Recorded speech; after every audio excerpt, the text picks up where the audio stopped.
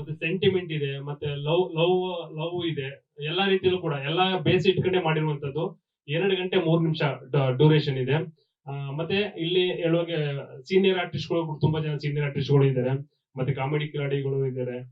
ಮತ್ತೆ ಇವರು ಇದ್ದಾರೆ, ಮಂಗಳೂರು ಮೀನಾಥ್ ಅಂತೇಳಿ ಪಂಚರಂಗಿ ಪಾಂಬಮ್ ಅವರು ಇದ್ದಾರೆ. ಇಂಪಾರ್ಟೆಂಟ್ ಆಗಿ ಮತ್ತೆ ಉಗ್ರಂ ಉಗ್ರಂ ಮತ್ತೆ ಮಫ್ತಿ ಮಾಡಿರುವಂತ ಪ್ರತಿಭೆ ಇದ್ದಾರೆ.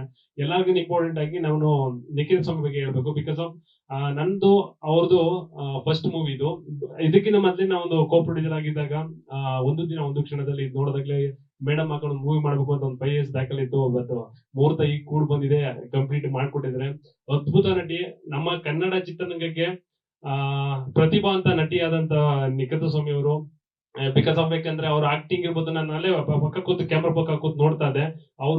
ಅವ್ರಿಗೆ ಸ್ಯಾಟಿಸ್ಫ್ಯಾಕ್ಷನ್ ಇಲ್ಲ ಅಂದ್ರೆ ಟೇಕ್ ತಗೊಳ್ತಾ ಇರ್ತಾರೆ. ಇಲ್ಲ ಸರ್ ಇವ್ರಿಗೆ ಓಕೆ, ನಮ್ಮ ಡೈರೆಕ್ಷನ್ ಓಕೆ ಅಂದ್ರು ಕೂಡ ಅವ್ರ ಸ್ಯಾಟಿಸ್ಫ್ಯಾಕ್ಷನ್ ಇಲ್ಲ ಸರ್ ಆತರ ಬೇಕು. ಆತರ ಒಂದು ಆ ಒಂದು ನನ್ನ ನಟನೆ ಬಗ್ಗೆ ಎಲ್ಲಿ ಲೋಕೋಸ್ ಇದೆ ಅದನ್ನ ತಿದ್ಕೊಂಡು ನಟನೆ ಮಾಡೋದಿಂತಲ್ಲ ಅದ್ಭುತವಾಗಿರುತ್ತೆ.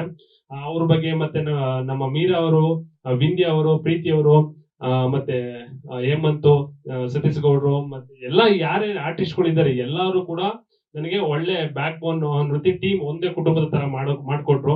ನಾನು ಏನ್ ಎಕ್ಸ್ಪೆಕ್ಟ್ ಮಾಡಿದ್ದೆ ಅದಕ್ಕಿಂತ ಮೂವಿ ಅದ್ಭುತವಾಗಿ ಮಾಡಿದ್ದೆ. ಸೆನ್ಸರ್ ಕೂಡ ಆಗಿದೆ. ನೆಕ್ಸ್ಟ್ ಮಂತ್ ಅಲ್ಲಿ ಜೂನ್ ಅಲ್ಲಿ ಎಲ್ಲ ರಿಸಲ್ಟ್ ಎಲ್ಲ ನೋಡ್ಕೊಂಡಾದ್ಮೇಲೆ ನಾನು ನಮ್ ಮೂವಿದು ರಿಸಲ್ಟ್ ಎಲ್ಲ ಮೂವಿದು ರಿಲೀಸ್ ಎಲ್ಲ ಮಾಡ್ಬೇಕು ಅನ್ಕೊಂಡಿದ್ದೀನಿ. ನೆಕ್ಸ್ಟ್ ಎಲ್ಲ ಟೀಚರ್ಗೆಲ್ಲ ಹೇಳ್ತೀನಿ, ದಯವಿಟ್ಟು ಎಲ್ಲ ಕೂಡ ಬನ್ನಿ. ಮತ್ತೆ ಈಗ ಎಲ್ಲರೂ ಕೂಡ ಮಾತಾಡ್ಬೇಕಾಗಿ ವಿನಂತಿ.